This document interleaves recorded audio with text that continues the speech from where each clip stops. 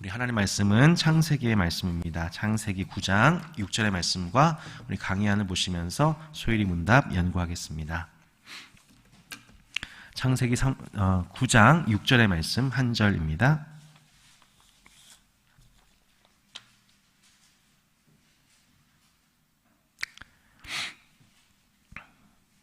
한 절 말씀 읽겠습니다.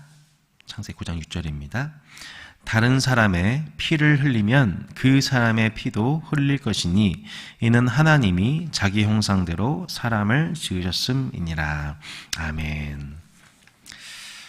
저희가 이웃사랑에 관한 계명, 우리 지난주 우리 부모를 공경하라는 5계명에 이어서 오늘 저희가 6계명을 연구를 합니다.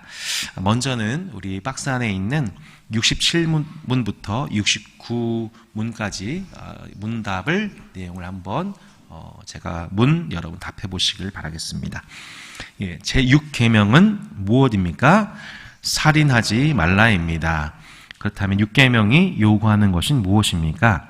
6계명이 요구하는 것은 합법적인 노력을 다하여 자신의 생명과 다른 사람의 생명을 지키는 것입니다. 6계명이 금지하는 것은 무엇입니까? 6계명이 금지하는 것은 자신의 생명이나 이웃의 생명을 부당하게 빼앗거나 해하려는 모든 행동입니다. 지금 시기가 시기인 만큼 다시 한번 이제 언급을 하지 않을 수 없을 것 같습니다. 오늘까지 156명이 사망을 당하신 끔찍한 사고의 애도기간을, 국가적 애도기간을 저희가 이제 보내고 있습니다.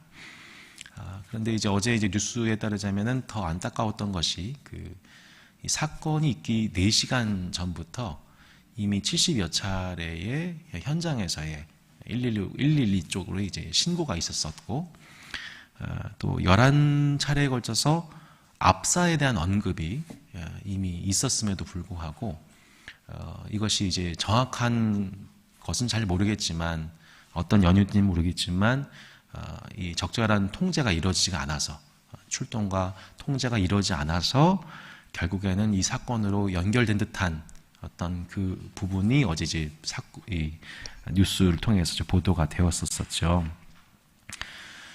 이런 이제 모습 보면서 우리의 생명이 너무나도 안타까운 일을 당한, 이것이 이제 정확하게 어떤 참사인지 사고인지, 단순한 어떤 사고에 의한 죽음인지 희생자인지, 이제 용어 하나하나도 상당히 이제 예민한 때에 지금 저희가 들어와 있는 상황인 것 같습니다. 이 가운데에서 어제 이 영상을 이제 보는데 참 눈물겨운 한 영상이 있더라고요. 이제 압사가 당하고 있는 그 시점 가운데에서 여러분 제발 좀 돌아가세요. 여러분 제발 좀 돌아가세요. 멀뚱멀뚱 쳐다보지만 마시고 제발 좀 가세요. 이렇게 시민들이 그 거리, 그 참사가 있던 그 거리로 계속 쏟아져 내려오는 그 시민들에 대해서 주변의 소음과 주변의 노랫소리, 그 소리에 파묻힌 자기의 목소리, 한 경찰관이, 이태원의 한 경찰관이 애타게 사람들을 제지하고 혼자서 그걸 막는 그 장면. 제발 좀 돌아가세요. 사람들이 죽어가고 있습니다. 들어가시면 안 됩니다 하면서 온몸을 불사르면서 더 큰 참사를 막은 숨은 의인 한 사람이 있었다는 것을 어제 영상 통해서 보게 되었습니다.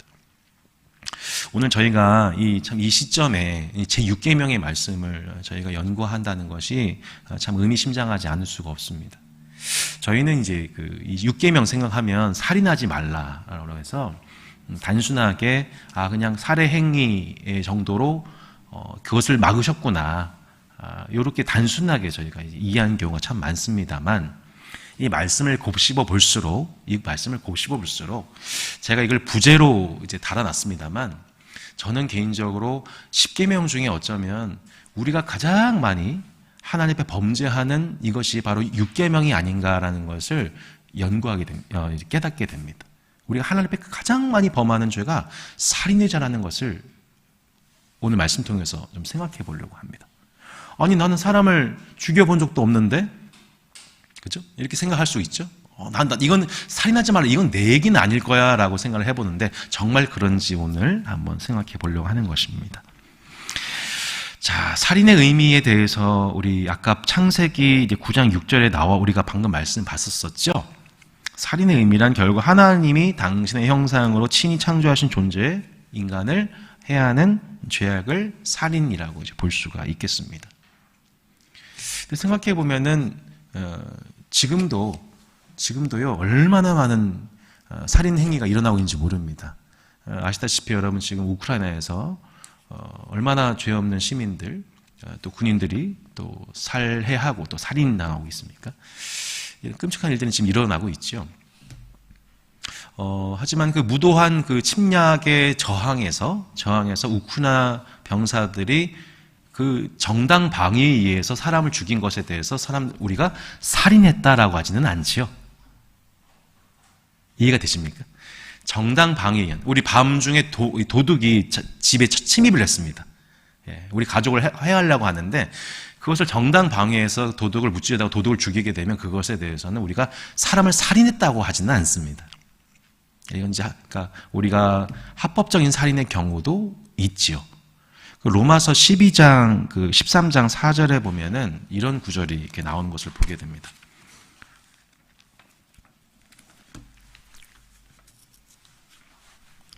로마서 13장 4절에 보면 이렇게 나와 있습니다. 그는 하나님의 사역자가 되어 내게 선을 베푸는 자니라. 그러나 내가 악을 행하거든 두려워하라. 그가 공연히 칼을 가지지 아니하였으니 곧 하나님의 사역자가 되어 악을 행하는 자에게 진노하심을 따라 보응하는 자니라. 여기서 그는 누구냐면 이 정치의 권력을 지닌 정치인들을 의미합니다. 우리가 정치 권력을 인정하는 이유는 더 큰 악을 방지하기 위함이지요.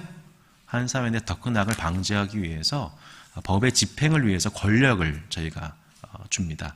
입법권, 사법권, 행정권 이제 권한이 주어져서 범죄에 대해서 적절하게 처벌할 수 있도록 하는 하나님의 사역자. 네. 그러니까 우리는 사역자라는 말을 교회 사역자로 한정해서 씁니다만 그 하나님께서 그 권한을 위임하셨다는 의미에서 정부의 권한에 대해서도 이제 하나님의 사역자다라는 표현을 쓰는 것을 보게 됩니다. 이 권한을 근거로 해서 교회 내에서도 찬반 논란이 있죠. 오랜 기간에 걸친 찬반 논란이 사형제도에 관한 찬반 논란이죠. 여러분 대한민국에 사형제도가 있을까 없을까요? 그렇습니다. 네, 맞습니다. 정답이십니다. 네, 저도 찾아봤는데요.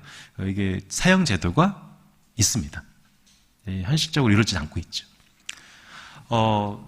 이 사형제도에 관한 어떤 찬반 노론을 제가 말씀드린 것은 아니고, 이렇게 성경을 보면은, 성경이나 우리 말씀상에서 보면은, 우리 살인 행위 자체가 모든 것이 정죄되는 것은 아닙니다.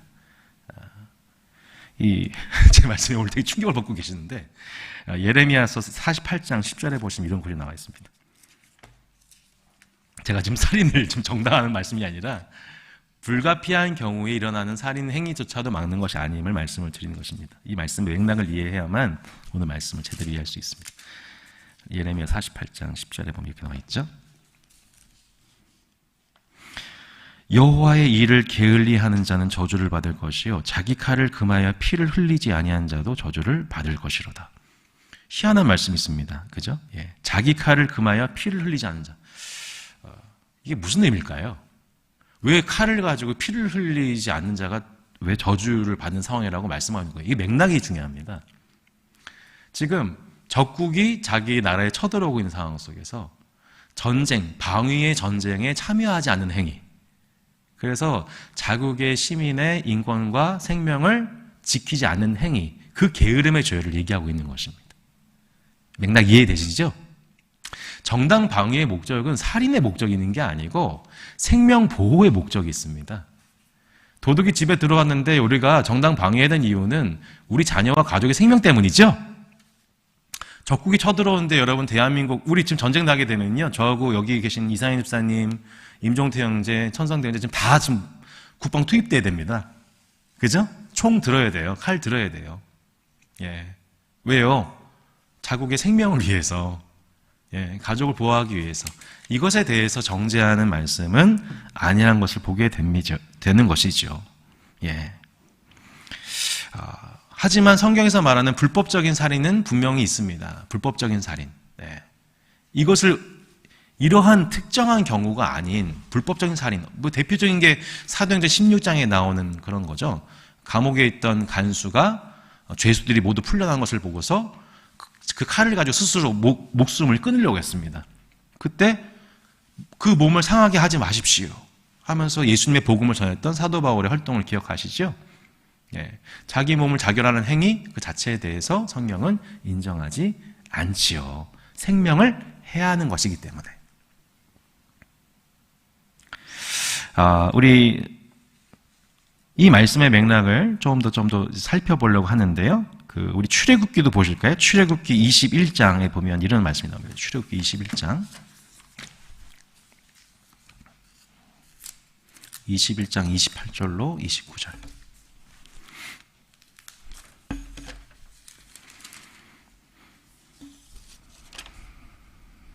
28절로 29절에 보면 이런 말씀 나와 있습니다.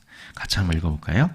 소가 남자나 여자를 받아서 죽이면 그 소는 반드시 돌로 쳐서 죽일 것이요 그 고기는 먹지 말 것이며 임자는 형벌을 면하느니와 소가 본래 받는 버릇이 있고 그 임자는 그로 말미암아 경고를 받았을 때 단속하지 아니하여 남녀를 막론하고 받아 죽이면 그 소는 돌로 쳐 죽일 것이고 뭐라요? 임자도 죽일 것이며 이렇게 나와 있습니다. 여러분 성경에서 이 말씀의 전체 맥락을 보면 어떻게 사람을 죽여 어떻게 소를 죽여 하지만 어떤 맥락 속에서 이 말씀들이 주어지고 있나요? 생명을 경시하는 행동에 대해서 경계하고 있는 것입니다.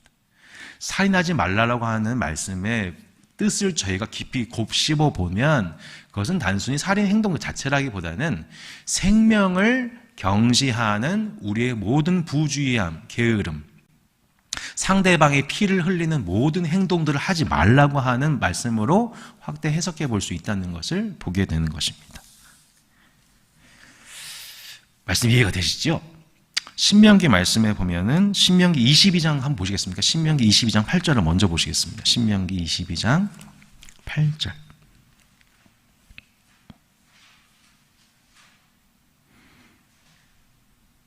자, 6, 7, 8절 보시겠습니다. 6, 7, 8절. 길을 가다가 나무에나 땅에 있는 새의 보금자리에 새의 새끼나 알이 있고 어미새가 그의 새끼나 알을 품은 것을 보거든 그 어미새와 새끼를 아울러 취하지 말고 어미는 반드시 놓아줄 것이요 새끼는 취하여야 하나니 그리하면 내가 복을 누리고 장수하리라. 내가 새 집을 지을 때 지붕에 난간을 만들어 사람이 떨어지지 않게 하라. 그 피가 내 집에 돌아갈까 하노라. 자, 여러분 우리 22장 1절도 보시겠습니까? 내 형제의 소나 양이 길 잃은 것을 보거든 못 본 채 하지 말고 너는 반드시 그것들을 끌어다가 내 형제에게 돌릴 것이요. 자, 성경에서 말씀하고 있는 이 모든 말씀의 맥락, 이웃과 관련하여서 공동적 생활하고 있는 이스라엘 백성들에게 하나님이 요구하시는 바가 무엇입니까? 그것은 이웃과 이웃의 소유된 가축의 생명들을 사랑하는 것. 이게 뭐예요? 살인하지 말라의 말씀에 동전의 양면과도 같은 적용이라 볼 수 있는 것입니다. 제가 이 말씀을 준비하다가 갑자기 그 신상미 자매가 기억이 났어요. 우리 신상미 자매가 저한테 해줬던 말이, 신상미 자매가 그 원석 형제하고 교제 중이었는데 2016년도에 이 구리 근방에서 공원을 나갔대요. 공원을 나갔는데 어디 이렇게 들냥이들이 한 마리인가 두 마리? 한 마리가 야옹 하면서 이렇게 엄마가 없이 이렇게 있더래요. 그래서 그 고양이 너무 예쁘고 불쌍해가지고 그냥 그걸 데리고 집으로 온 거예요. 집에서 난리가 났죠. 아마 당시 김경임 목사님 입장에서는 그 양이 별로 안 좋아하신 것으로 알고 있었습니다. 근데 여러분 그 2016년도 때 그렇게 신상미 자매가 품어준 그 양이가 지금도 생존해 계십니다. 지금도 장수하고 계십니다.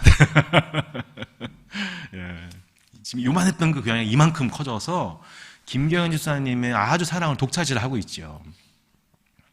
성경에서는 그렇게 살인하지 말라고 하는 말씀이 단순한 어떤 사람을 실제로 이 물리적으로 죽이는 행동, 그것만 하지 말라는 것에 그치는 것을 얘기하는 것이 아니고, 핵심적으로 하나님의 형상으로 부여받은 인간을 생명을 중하게 여기고 소중히 여기고, 그리고 그 생명을 잃을 만한, 생명이 위태로울 만한 것을 방관하거나 방치하지 말고.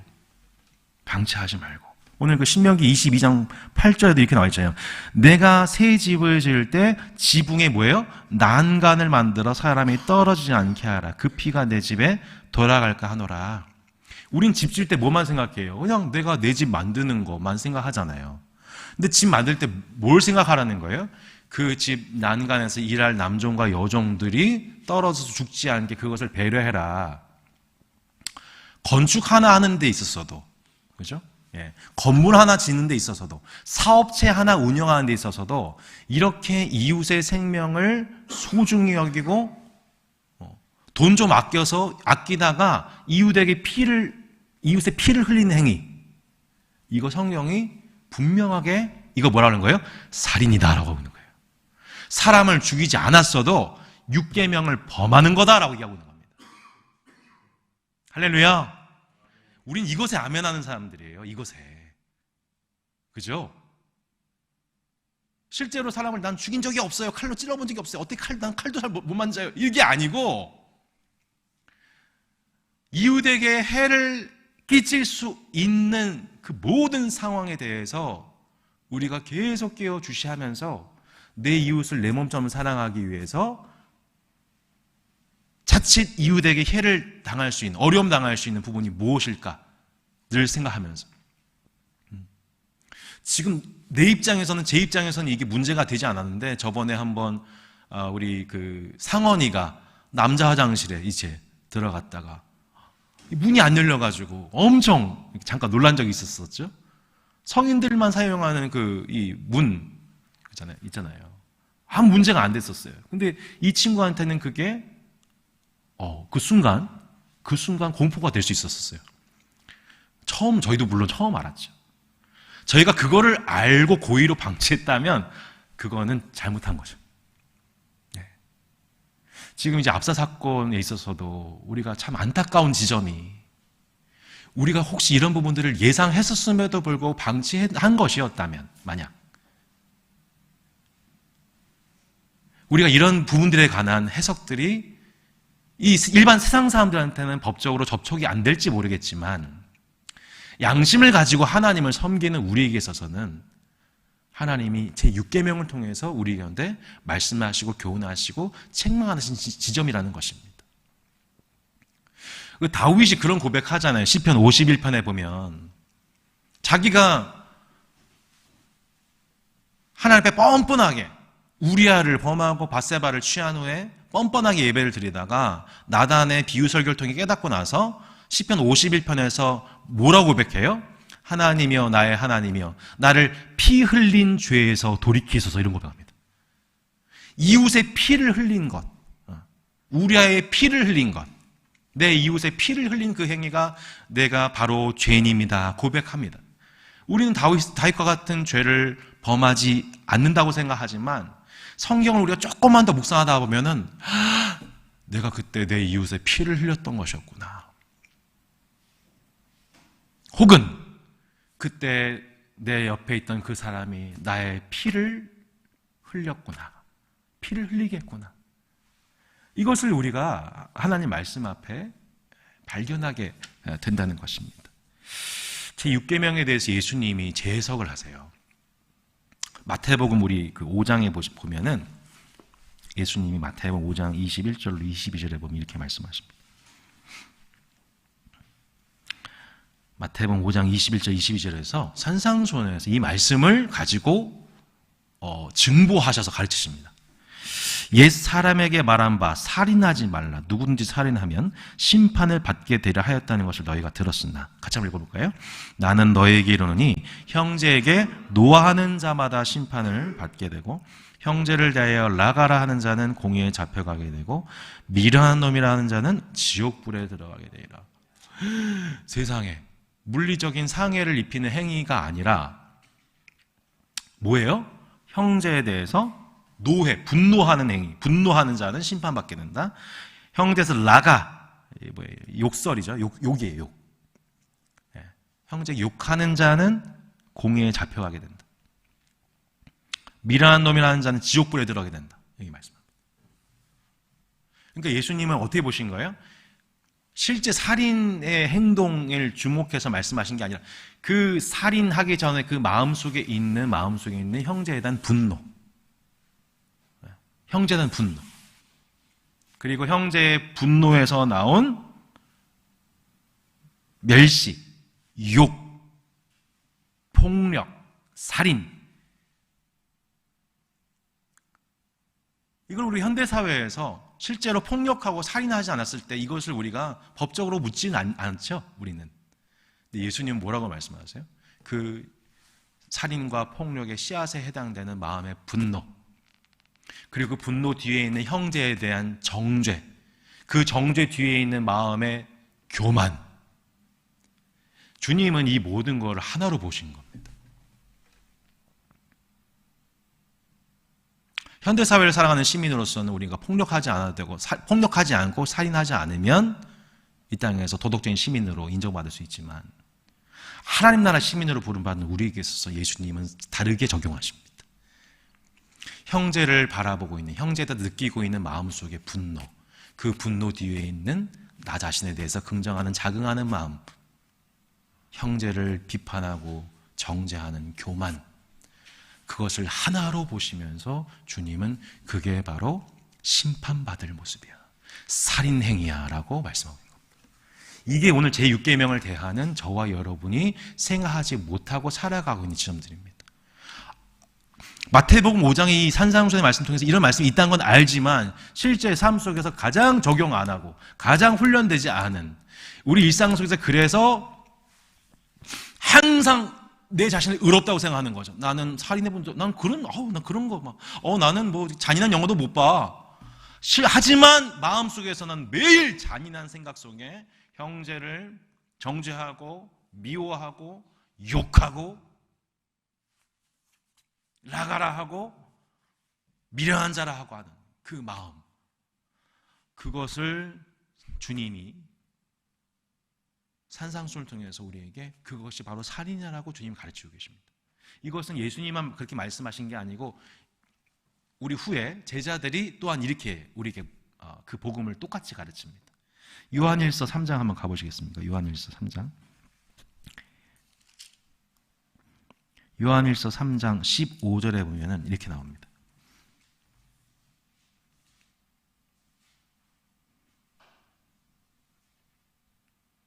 14, 15 보시겠습니다. 14, 15절. 우리는 형제를 사랑함으로 사망에서 옮겨 생명으로 들어간 줄을 알거니와 사랑하지 아니한 자는 사망에 머물러 있느니라. 그 형제를 미워하는 자마다 살인하는 자니 살인하는 자는 마다 영생이 그 속에 거하지 아니하는 것을 너희가 아는 바라. 뭐라 나왔어요? 형제를 미워하는 게 뭐라는 거예요? 살인하고 있다는 거예요. 살인한 자는 뭐예요? 영생이 그 속에 있지 않는 증거라는 거예요. 우리는 요한복음 3장 말씀하면서 우리가 심판받지 않고 영생을 얻게 하셨다라고 얘기하는데요, 그 영생에 대해서 철학적으로 관념적으로 생각하는 영지주의적 영향을 받은 당시 초대교회 성도들에게 사도 요한이 가르친 거예요. 영생은 말이야 추상적 개념이 아니야. 영생은 생활적 개념이야. 공동체적 개념이야. 형제를 사랑하는 삶, 그게 영원한 생명이 그 신자에게 임했다는 증거야. 근데 형제를 사랑하지 않고 미워하고 있다? 그럼에도 불구하고 나는 예수님을 믿는 사람이다? 주여 주여 하고 있다? 그거 다 거짓말이라는 거예요. 거짓말이에요.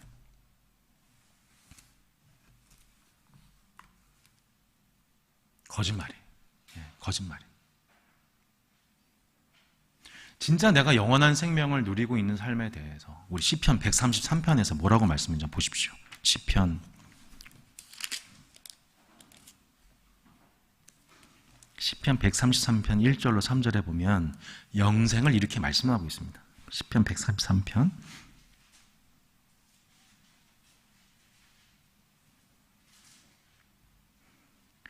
보라, 형제가 연합하여 동거함이 어찌 그리 선하고 아름다운고, 머리에 있는 보배로운 기름이 수염 곧 아론의 수염에 흘러서 그의 옷깃까지 내린 같고, 헐몬의 이슬이 시온의 산들에 내린 같도다. 거기서 여호와께서 복을 명령하셨느니 곧 영생이로다. 구약에서나 신약에서나 영원한 생명을 누리고 있는 모습은 공동체적 연대와 용서와 사랑과 연합의 모습입니다. 아무리 강단해서 영생의 복음을 증거해도요, 공동체 안에서 형제를 용서하고 미워하거나 판단하지 않고 사랑으로 섬기려고 하는 그 모습들이 나타나지 않으면 그 공동체는 결코 영생의 복음을 자랑하고 능력 있게 나타낼 수가 없습니다.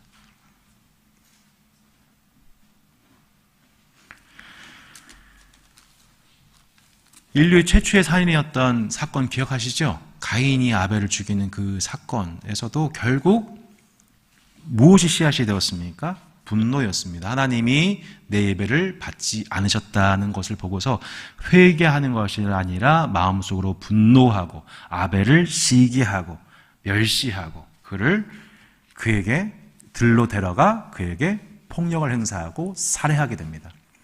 여러분, 요셉의 형제들이 어땠나요? 요셉, 야곱을 통해서 편애받는 아버지에 대한 분노, 이걸 요셉에게 미움과 시기를 표현합니다.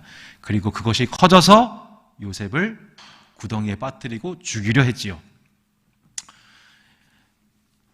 영생의 모습이 아닌 거죠. 네, 공동체적 모습이 아닌 것입니다. 지금 우리 내면을 지배하고 있는 내면 속의 정서가, 지금 나를 불편하게 하고 있는 그 사람에 관한 나의 생각과 정서가 곧 그 사람인 것입니다. 지금 우리 영적 상태가 그걸 체크하는 것입니다. 말씀과 기도를 얼마나 많이 하고 있냐도 중요하지만 말씀과 기도는 수단이지 그 자체가 척도가 될 수가 없습니다. 제가 그 어느 때보다 말씀과 기도에 뜨거웠던 때가 있었습니다. 그게 제가 예수님 믿은 지 1년, 2년, 3년째 되던 2001년도에 카투사로 이제 군 입대를 해가지고 이제 평택에 있었었는데요.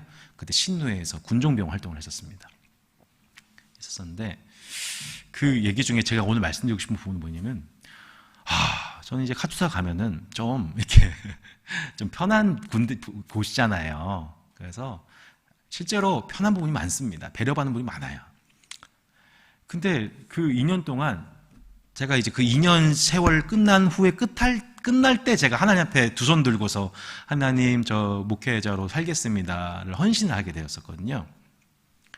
근데 그 고백이 나오기 전 2년의 시간 동안 하나님이 저를 연단하시는데 6개월 텀으로 돌아가면서 1명, 2명, 3명, 4명이 저를 힘들게 하더라고요.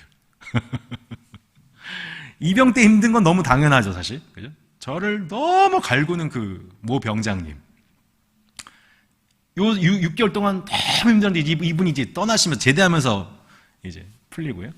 또 다른 분이 저를 엄청 또 이렇게 제 약한 부분만 골라서 이렇게 저를 이렇게 힘들게 하는 거예요. 또 6개월. 그리고 이제 그 미군 부대에 있었으니 아무래도 또 미군이 또 있지 않습니까? 미군 중에서 또 어떤 사연이 있어서 또 저한테 마음이 행해버린 분으로 인해서 6개월.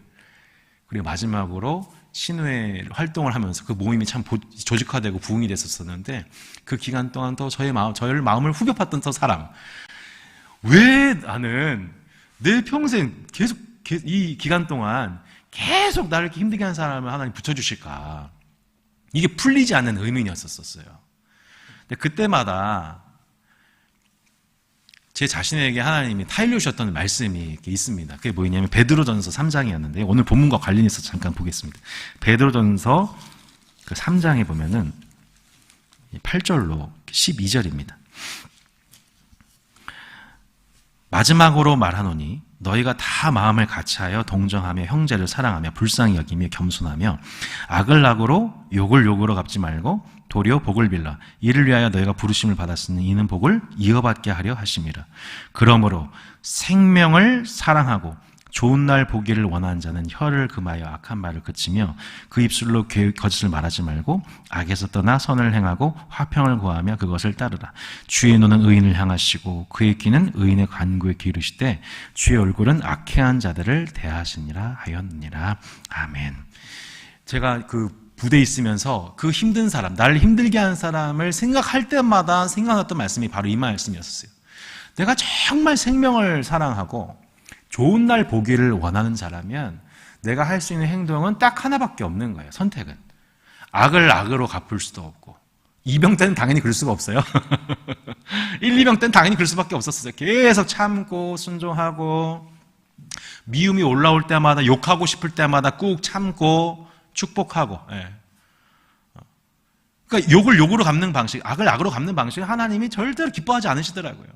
마음에 평안이 없어요. 기쁨이 없어요. 하나님과 동의하는 즐거움이 없어요. 포기하게 되죠. 하나님, 제가 밉지만 축복하겠습니다. 축복하겠습니다. 막 입술을 단련하죠. 하나님께서 이 사람을 더 축복해 주시기 바랍니다. 하나님 제 그릇을 넓혀 주시기를 원합니다. 저를 연다는 과정이신 줄 믿습니다. 하면서 울면서 기도하고 이 과정을 계속 밟아가 나가는 과정 속에서 제가 마침내 하나님 나라의 복을 유업으로 받게 된 자로서 하나님이 단련하시는 과정이었다는 것을 나중에는 알게 되는 거죠. 정말로 생명을 사랑하고 좋은 날 보기를 원하는 자가 선택하는 그 길이 무엇인가? 네. 형제에 대한 미움과 원수 갚음과 분노의 감정 속에서 내 삶을 보내지 않고 하나님 나라를 유업으로 받기 위해 영적으로 투쟁하는 삶, 하나님 나라를 유업으로 받기 위해 하나님의 상속자로서 그 권리를 투쟁하는 삶, 여러분 그것을 받기 위해 우리가 오늘 이 육기명의 말씀에 순종해야 하는 줄로 믿습니다. 아멘인 것이죠. 여러분 삶 속에 여러분 생명을 사랑하고 좋은 날 보기를 원하신다면 여러분 날마다 우리 마음속에 미움과 분노의 씨앗을 자르고 그 대신 축복을 심으시기를 바랍니다. 용서와 용납이 강같이 흘러넘치는 여러분 우리의 삶이 되어지기를 바랍니다. 육계명에 순종하는 삶이 무엇일까요? 결국 마태복음에서는 이렇게 말하고 있습니다. 마태복음 5장 23절로 26절에 보면 그 바로 다음 구절에 살인하지 말라고 하신 예수님의 말씀에 하는 재해석과 더불어 예배가 연결이 돼요. 아까 읽었던 말씀 바로 뒤에 마태복음 5장 23절로 26절에 이렇게 나옵니다. 그러므로 예물을 제단에 드리려다가 거기서 내 형제에게 원망 들을 만한 일이 있는 것이 생각나거든 예물을 어떻게 하래요? 제단 앞에 두고 먼저 가서 형제와 화목하고 그 후에 와서 예물을 드리라. 너를 고발한 자와 함께 길에 있을 때 급히 사화하라. 그 고발한 자가 너를 재판관에게 내어주고 재판관이 옥리에게 내어주어 옥에 가둘까 염려하라. 진실로 내게 이르노니 내가 한 푼이라도 남김이 없이 다 갚기 전은 결코 거기에서 나오지 못하리라 말씀하십니다. 이 노하지 말아라, 살인하지 마라가 아니라 노하지 말라라고 하는 계명을 통하여서 살인의 씨앗인 분노 자체를 경계하신 주님이 그렇다면 하나님 앞에 합당한 예배가 뭐냐? 나에 대해서 분노하고 있는 혹은 내가 분노하고 있는 그 형제와 더불어 먼저 화목해라. 이게 진짜 예배다. 하나님 받으시는 예배다. 의와 화평에 입맞추는 예배다 라고 말씀하고 있는 것입니다. 이 말씀을 연구하다가 제가 예전에 목요예배 때 그 성대 기도학생의 목요예배 찬양팀 모임 하다가 이 말씀을 묵상했었어요. 묵상하다가 이런 제안을 했어요. 혹시 우리가 예배 앞두고 내 마음속에 불편한 사람이 있다면 우리가 얼른 그 사람과 먼저 화목부터 하고 예배드리자. 한 형제가 근심빛이 다 깊더니 연락을 한 거예요. 누구한테 갑자기 나가서 연락을 하고 온 거예요. 오랜 기간 동안 10여 년 동안 연락 한번 하지 못했던 자신의 삼촌에게 연락을 해가지고 삼촌에게 안부를 묻는 연락을 하고 돌아왔다는 거예요. 그날 참 너무 예배 자체가 너무너무 은혜가 되었었습니다. 무엇이 진짜 예배인 것일까요? 무엇이 진짜 예배일까요? 내가 노하고 있는, 내가 분노하고 있는 형제에 대해서, 내가 미워하고 있는 형제에 대해서 그를 살인하는 길로 살인하면서 하나님께 예배를 드릴 때 하나님 그 예배를 보면 그 예배를 하나님 기뻐하실까요? 그렇지 않죠. 예. 형제에 대한 원망 들을 만한 일이 있는 상태 속에서 하나님 앞에서 내 예배를 봐달라고 하는 것도 마찬가지인 것입니다. 그래서 우리는 항상 쌍방입니다. 항상 피차예요. 나에게 잘못하는 사람도 있지만 내가 누군가에게 잘못해서 예배드리기 전에 먼저 용서를 구하는 경우가 우리 삶 속에 있습니까? 없습니까? 여러분 사시면서 1년 365일 30년 40년 사시면서 매 순간 여러분은 항상 용서하는 쪽이십니까? 아니면 나도 용서해야 하는 사람입니까? 용서받아는 사람입니까? 나도 용서받아는 사람인 거죠. 동의하시죠? 예. 그게 진짜 예배 실천이라는 거예요. 예. 내가 형제에 대한 미움과 분노 속에 있는 것도 해결하는 것도 하나님께서 기뻐하시는 부분이지만 나 자신에 대해서 분노나 원망 가질 만한 사람이 있었을 때에 그 사람에게 적절한 예물로서 표현으로서 용서를 구하는 것, 이게 진짜 하나님이 기뻐하시는 제6계명에 대한 실천인 것입니다. 그죠? 살인 안 했다고 해서 이 6계명은 다 실천한 게 아니라는 것을 본문은 우리에게 정확하게 말씀하고 계십니다. 누가복음 10장에 보면은 여러분 한번 찾아볼까요? 어떤 스토리인지. 누가복음 10장에 보면은 우리가 제6계명을 실천하는 것이 어떤 의미인가? 아니, 살인하지 말라? 이걸 뭘 실천을 해? 라고 생각할지 모르겠지만 10장 33절로 36절에 보면 6계명에 관한 실천은 이렇게 되는 것이 6계명 실천이다라고 보여주는 장면이 나와요. 33절로 36절에 이렇게 나오죠. 어떤 사마리아 사람은 여행하는 중 거기 이르러 그를 보고 불쌍히 여겨 가까이 가서 기름과 포도주를 그 상처에 붓고 싸매고 자기 짐승에 태워 주막으로 데리고 가서 돌보아 주니라. 그 이튿날 그가 주막 주인에게 데나리온 둘을 내어주며 이르되 이 사람을 돌보아 주라. 비용이 더 들면 내가 돌아올 때에 갚으리라 하였으니 내 생각에는 이 세 사람 중에 누가 강도 많은 자의 이웃이 되겠느냐. 이르되 자비를 베푼 자니이다. 예수께서 이르시되 가서 너도 이와 같이 하라 하시니라. 6계명이 금지하는 바만 우리는 생각합니다. 그죠? 6계명이 금지하는 바, 살인하지 말래. 나의 생명이나 이웃의 생명을 부당하게 뺏거나 해야 하는 모든 행동하지 마는 것만 생각하지만 68문 통하여서 적극적으로 우리한테 해석하는 바가 무엇입니까? 합법적인 노력을 다 해서 자신의 생명과 다른 사람의 생명을 지키라는 거예요. 예, 이게 6계명에 관한 우리가 올바른 해석과 순종이라는 것입니다. 그게 가장 합당한 인물이 누구였다는 거예요? 사마리아인이었다는 겁니다. 강도 만난 그 이웃의, 강도 만난 자의 진정한 이웃이 누구였냐? 이 강도 만난 자를 위해서 기름과 포도주를 상처에 부어주고 싸매어주고 주막으로 데려가서 그가 거기서 회복될 수 있도록 모든 비용을 대주고 하는 이 사마리아의 행동, 이것이야말로 제6계명에 관한 완벽한 성취다 라는 것을 말씀하고 있는 것이죠. 에베소 4장 한번 보겠습니다. 에베소 4장 26절로 27절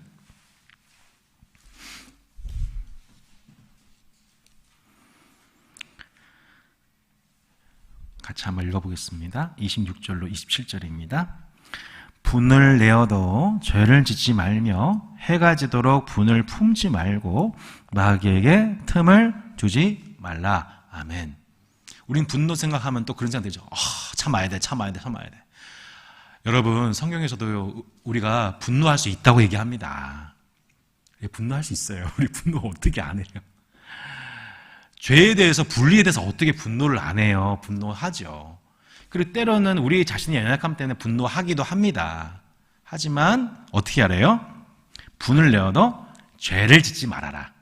이웃에게 상해 입히지 말아라. 이웃에게 큰 심리적 피해를 끼치지 말아라. 우리의 말도 어떻게 해야 되는 거예요?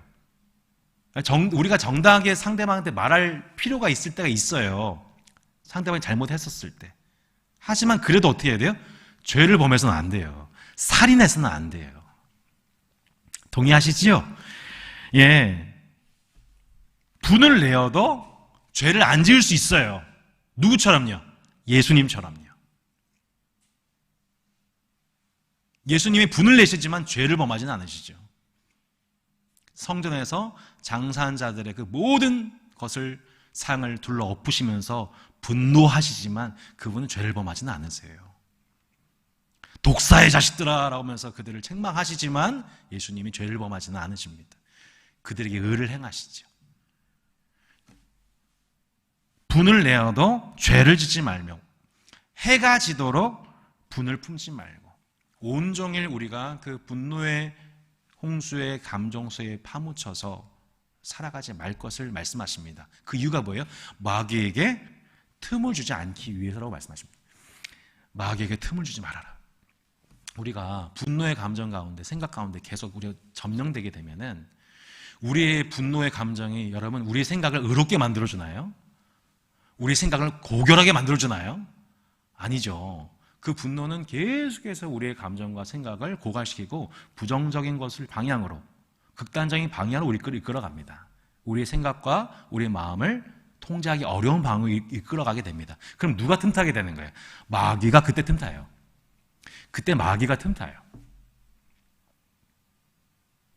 우리 마음속에 있는 분노가 더 나아가서 욕설과 멸시와 욕설과 폭력과 상해와 살인에까지 나아가도록 상대방이 나한테 끼친 것에 비해서 몇 배로 갚아주게 되는 거예요.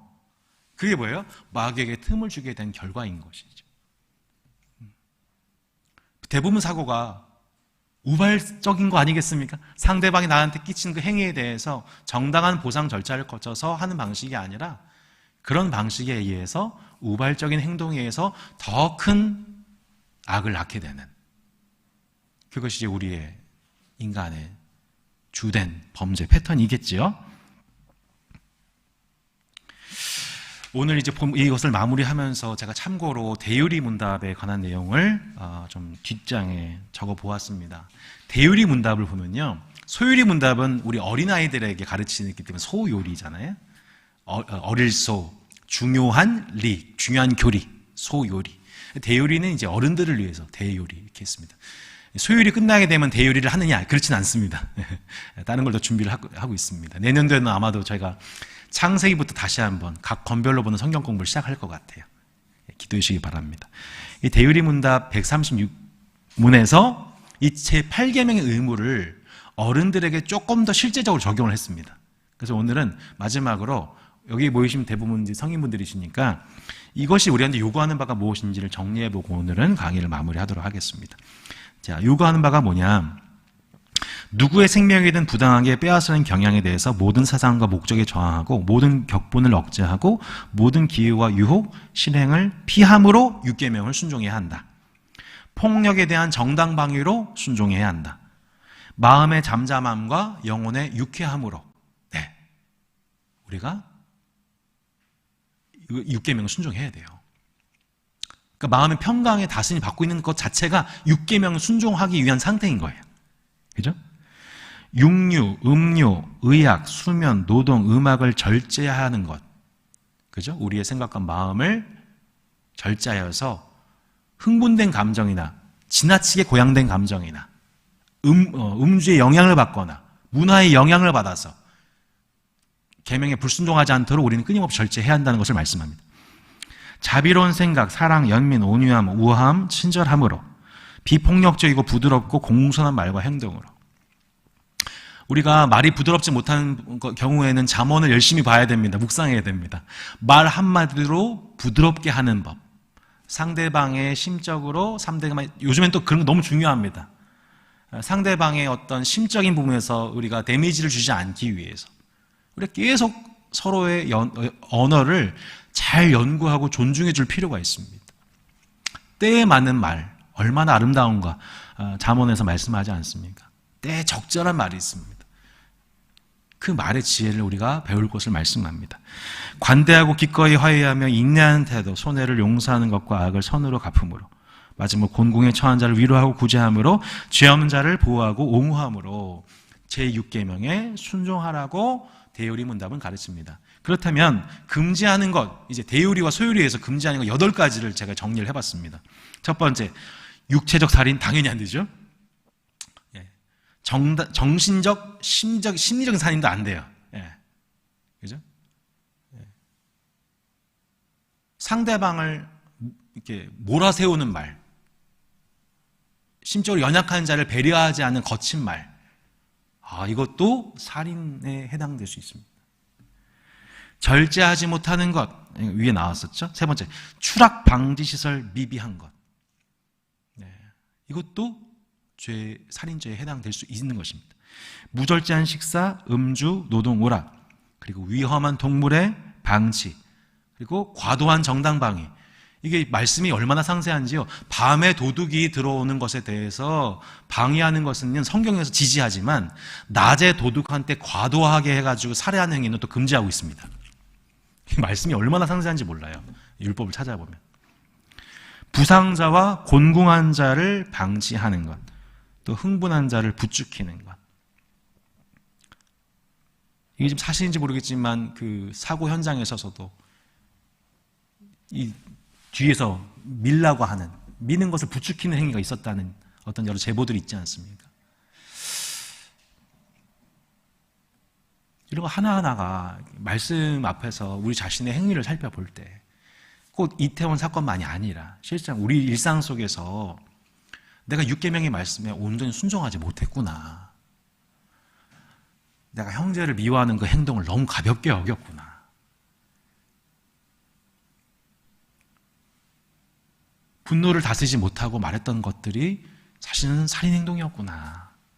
이 말씀에 비춰서 내 자신을 묵상하다 보면 형제를 사랑하지 않고 있는 그 상태가 영원한 생명을 누리지 못하고 있는 내 자신의 실존이구나. 이것을 인정할 때에 우리가 진짜 말씀 앞에 회개하고 회개에 합당한 열매로서 하나님께 그 예배가, 그 순종의 예배가 자체가 하나님께 큰 영광과 기쁨이 되는 것입니다.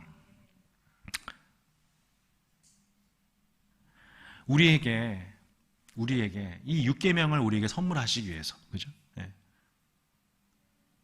죄인된 우리를 죽이시는 방식이 아니라 스스로가 십자가에 매달려 죽는 방식을 통해, 또한 그 아들을, 하나님의 아버지께서 그 아들을 내오시는 그 방식을 통해 우리 가운데 의를 이루신 하나님 아버지, 이 제6계명을 완벽하게 십자가에서 이루신 분이 우리 하나님과 예수님이십니다.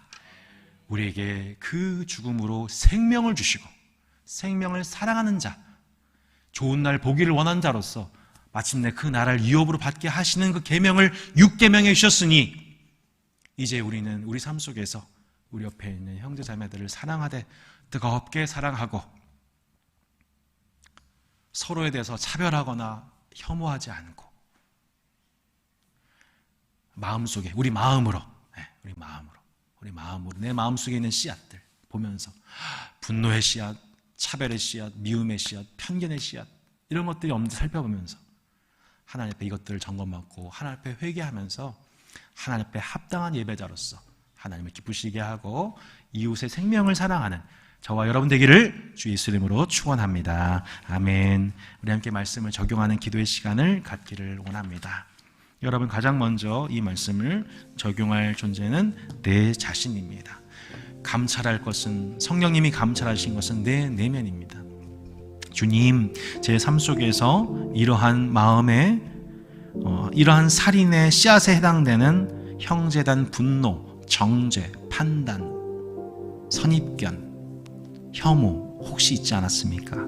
하나님, 오늘 이 시간 말씀 앞에 귀 기울이게 하시는 것 감사합니다. 말씀이 내 안에 입력되게 하신 것 감사합니다. 이제 성령님께서 이 시간 내 자신을 해부하시고 혼과 영과 및 관절과 골수를 찔러 쪼기까지 하며 마음의 생각과 뜻을 감찰하신 하나님 앞에 나의 은밀한 모든 것들이 하나님 앞에 드러나고 회개하고 고침받는 은혜를 허락하여 달라고 우리 하나님 앞에 묵상하며 기도하며 나갔으면 좋겠습니다. 기도하겠습니다.